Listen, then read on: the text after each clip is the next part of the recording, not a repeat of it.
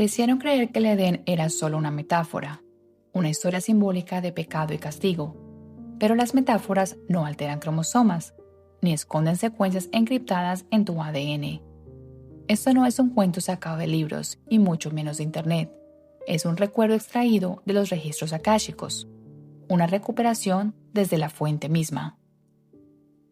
Nos dijeron que el Edén era un paraíso, un jardín, un comienzo, un lugar donde todo era perfecto hasta que dejó de serlo. Algunos lo recuerdan a través de relatos religiosos, con frutas prohibidas, serpientes que hablan y castigos divinos. Otros lo descartaron como un mito. Pero, ¿y si el Edén no fuera solo una historia? ¿Y si fuera un lugar real y un punto de inflexión en la historia de la Tierra? Esta es la historia prohibida detrás del Edén, la que no querían que recordaras. Antes de Lemuria, antes de las ciudades o los templos, existió el Edén. No solo el jardín de las escrituras, sino algo mucho más antiguo. Un lugar real, una era real. El Edén fue la tierra durante una edad dorada, un tiempo en el que la humanidad vivía en profunda armonía con el planeta. La tierra latía con vida, y el espíritu humano aún estaba alineado con su plan original. No construían ciudades, no dejaron monumentos, pero los humanos de esta era estaban lejos de estar desconectados. Vivían en armonía con la tierra, intuitivos, empáticos y profundamente sintonizados con los ritmos de Gaia. Su sabiduría no estaba escrita en libros ni tallada en piedra, se sentía. Se transmitía a través del corazón, se heredaba a través del campo.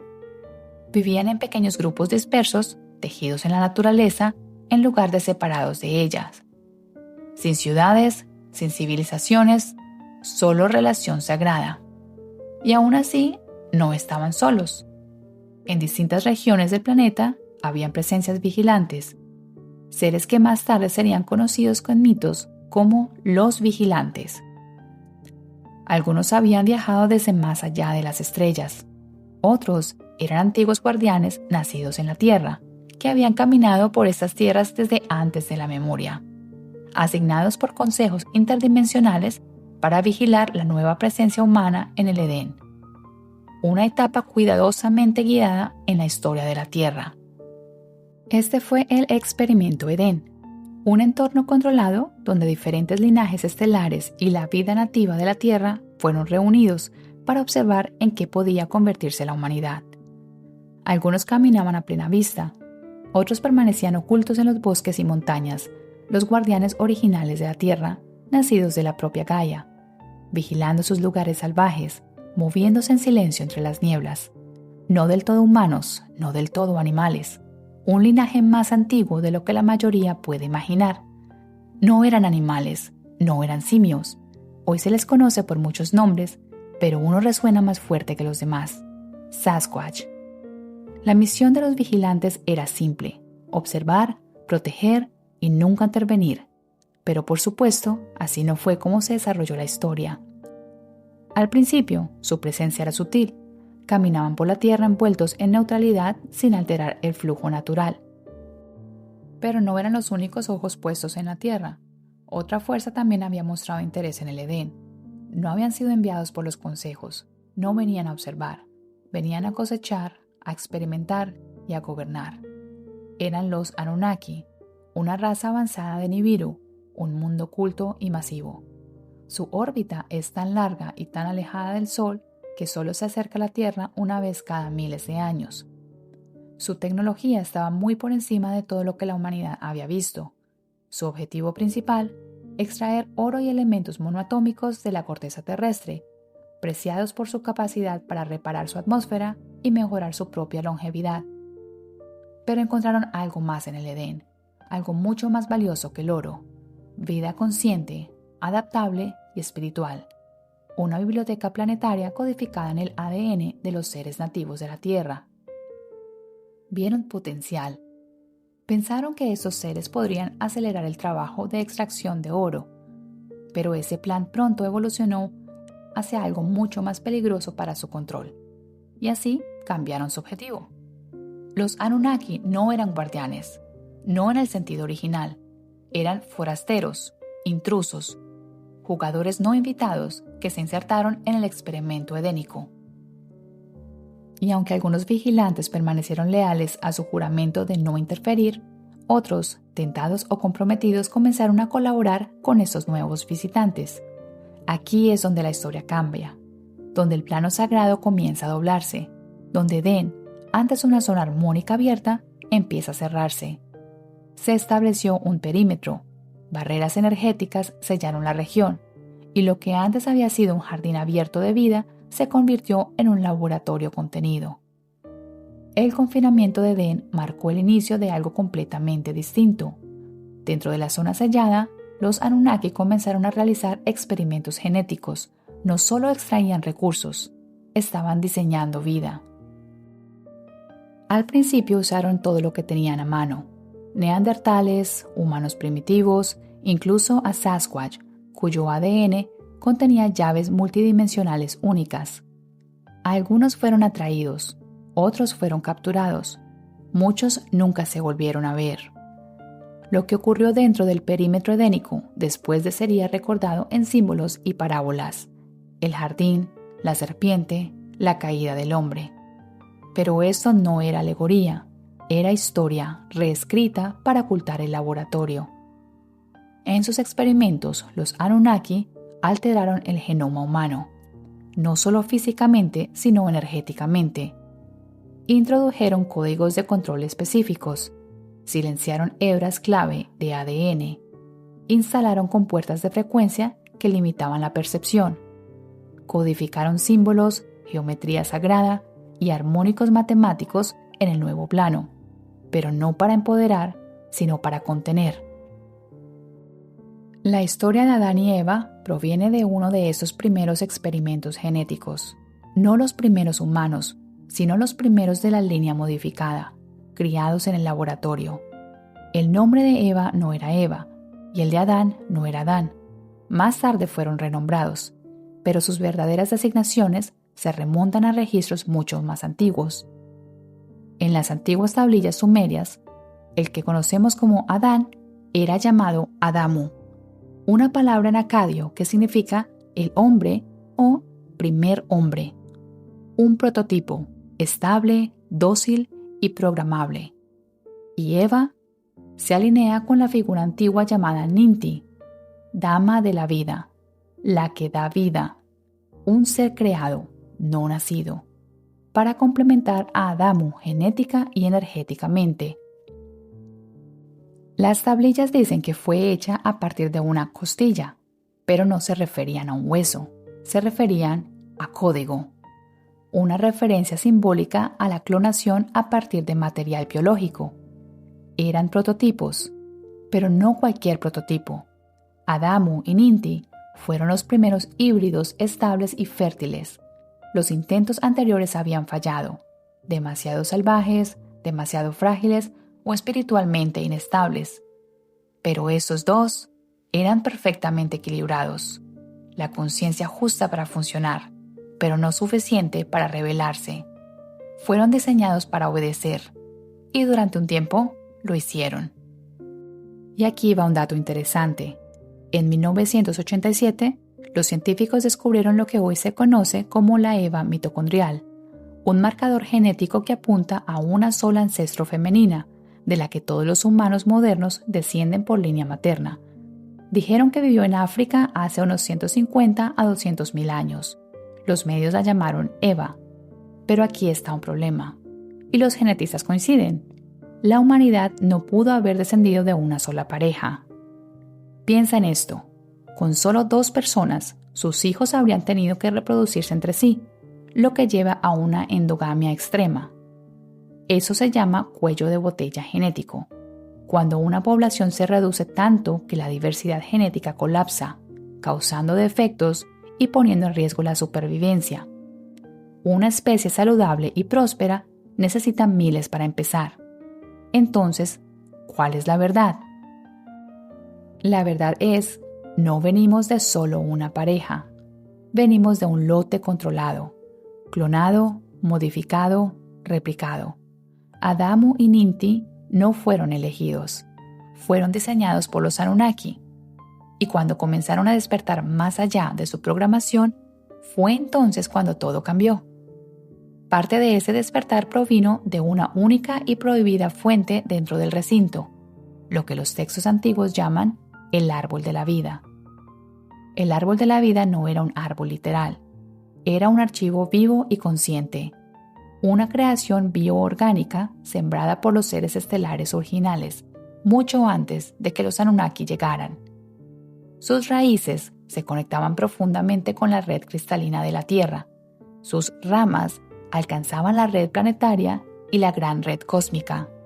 Y su fruto no era alimento, era información pura, acceso a la memoria almacenada, conciencia multidimensional y al plano humano completo sin alterar. Los Anunnaki restringieron su acceso. Sabían que quienes se conectaran con él podrían activar ADN dormido, restaurar la memoria y acceder a conocimiento muy por encima de su programación. Por eso, estaba estrictamente prohibido. Solo los genetistas de más alto rango podían acercarse a él. Uno de ellos era Enki, uno de los genetistas Anunnaki de más alto rango, maestro en ciencias de la vida, arquitecto de especies híbridas y, a diferencia de su medio hermano, Enlil, tenía una fascinación por el potencial creativo de la mente humana. Enlil, el comandante designado de la misión en la Tierra, veía a los humanos como una fuerza laboral nada más. Debían permanecer obedientes, eficientes y dependientes. Enki no estaba de acuerdo. Desde el inicio había insertado sutiles extras en el genoma humano, capacidades para la intuición, la empatía y la creatividad que no estaban en el plan original aprobado por el Consejo Estelar. Para Enki, el proyecto humano no se trataba solo de servir a los Anunnaki, se trataba de crear una especie que algún día pudiera caminar a su lado. Y volviendo a Eva, ¿qué había tan especial en ella? En este lote de híbridos, Eva, o más bien Ninti, portaba la versión más refinada del código genético. Era una llave viviente, capaz de transmitir rasgos más eficazmente que cualquier otra hembra en el Edén. Y Adamu compartía este genoma mejorado. Si despertaban, su descendencia también lo haría. El llamado momento de la serpiente, el que muchos conocen por la Biblia, nunca trató de una serpiente en un árbol, ni de una mujer mordiendo una manzana. La facción de Enlil entre los Anunnaki llamó serpiente a Enki después de que él reactivara en secreto hebras del ADN humano que habían sido desactivadas. Temían lo que ocurriría si la humanidad recordaba su origen y su poder, así que distorsionaron la historia para convertirlo en el villano. Y aquí otro dato curioso. El símbolo de la doble serpiente que hoy ves en la medicina moderna, el caduceo, proviene de este momento, reflejando la hélice de ADN que Enki ayudó a reactivar. ¿Te has preguntado por qué un símbolo asociado a la tentación ahora está ligado a la sanación? El acto de Enki se convirtió en la tentación, la actualización del ADN en la manzana prohibida, y el despertar fue reescrito como una rebelión contra Dios. En realidad no hubo manzana, solo una transferencia de conocimiento que podía liberar a la humanidad. La manzana fue simbólica, insertada más tarde para ocultar el evento real tras algo simple e inofensivo. No fue un pecado, fue el día en que las cerraduras comenzaron a romperse. Esto ocurrió dentro del laboratorio, disfrazado como una inspección rutinaria de salud.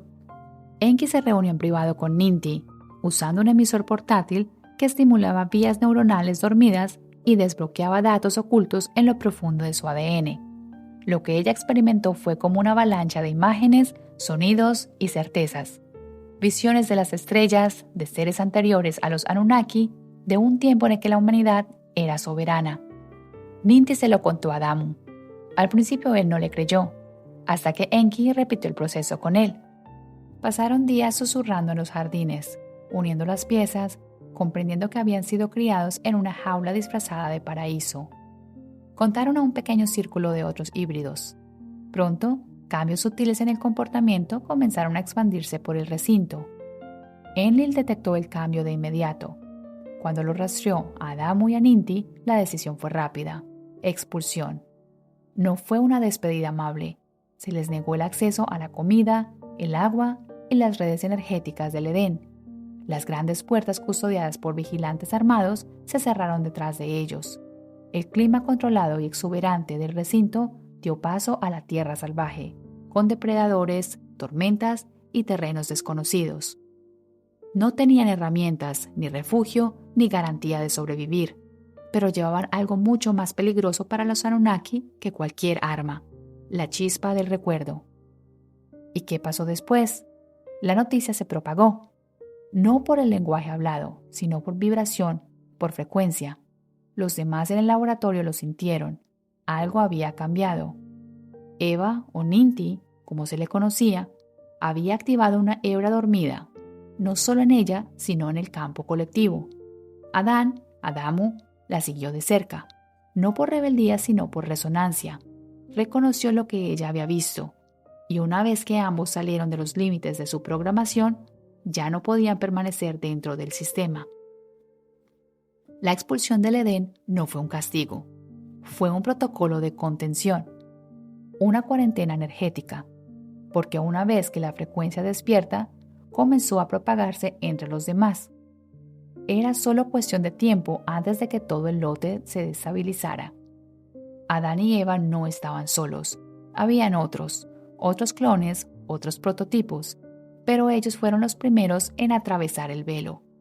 Y eso lo hacía más peligrosos, no para la humanidad, sino para quienes dirigían el experimento. Fueron marcados, rastreados y enviados más allá de las puertas.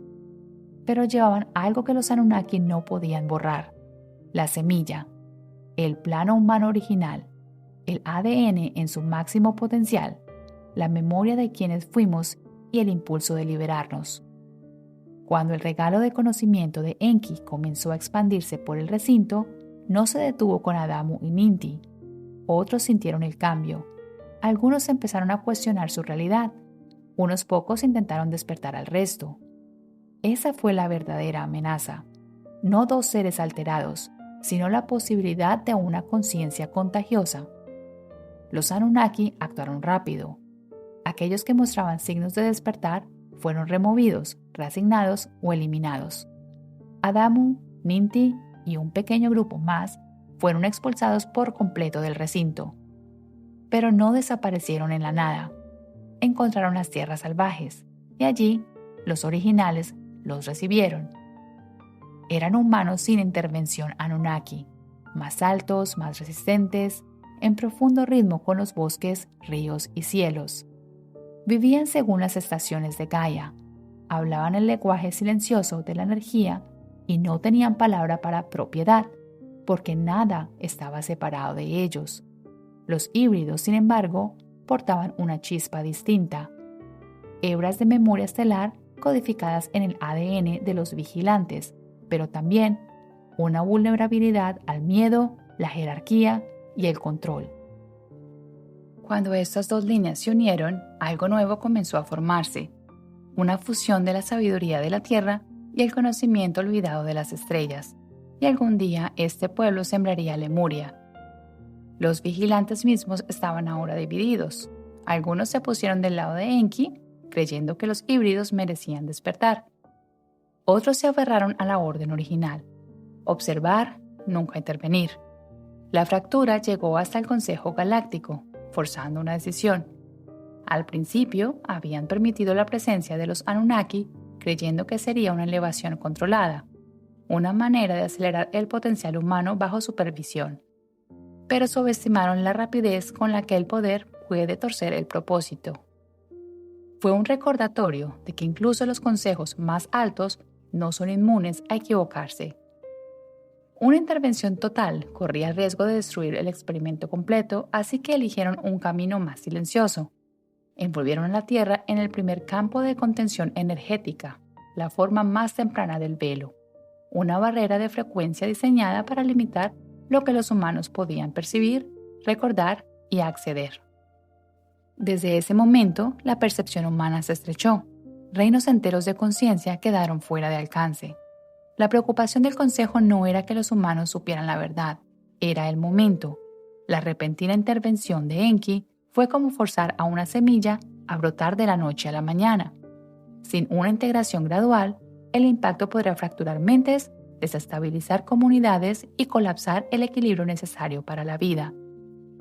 El primer velo no fue un castigo, sino una estabilización, reduciendo la percepción lo justo para estimular el despertar y dar a la humanidad tiempo de crecer en su propio potencial sin quemarse. Los Anunnaki aprovecharon esto a su favor. Sabían que la activación completa del ADN requería la unión de las energías masculina y femenina. Así que comenzaron a atacar lo femenino, reescribiendo las historias de la creación, silenciando la sabiduría del útero, reduciendo el papel de la intuición. Al principio, una supresión sutil, pero suficiente para inclinar el equilibrio durante las generaciones siguientes. Con el tiempo, el desequilibrio se profundizó y el experimento humano comenzó a fracturarse. Cuando el Consejo de Mundos ya no pudo ignorar el caos dentro del Edén, intervinieron. El experimento que alguna vez se pretendió como elevación se había convertido en un campo de batalla de control, manipulación y manipulación genética. Se impuso el primer gran velo, cortando gran parte de la memoria, la capacidad energética y la conexión directa de la humanidad con la fuente. Enki, quien había desafiado los protocolos originales, otorgando a los humanos conocimiento y conciencia expandida, fue removido de su posición, forzado al exilio del plano terrestre, recordado en el mito como la serpiente, el portador de la sabiduría prohibida. Enlil, quien había impulsado la dominación y el control estricto sobre la humanidad, fue llamado a rendir cuentas por mal uso del poder y despojado de su autoridad sobre el proyecto humano. Los Anunnaki que habían apoyado la agenda de control fueron expulsados, aunque algunos evadieron su remoción y continuaron su influencia en secreto a través de linajes y agendas encubiertas. Su partida marcó el cierre de una era, pero el daño estaba hecho. La humanidad quedó confundida y vulnerable bajo el velo, con su verdadero potencial enterrado en lo profundo de hebras de ADN dormidas. Y aquí yace la verdad incómoda. La historia bíblica de Adán y Eva, como origen de toda la humanidad, nunca fue literal.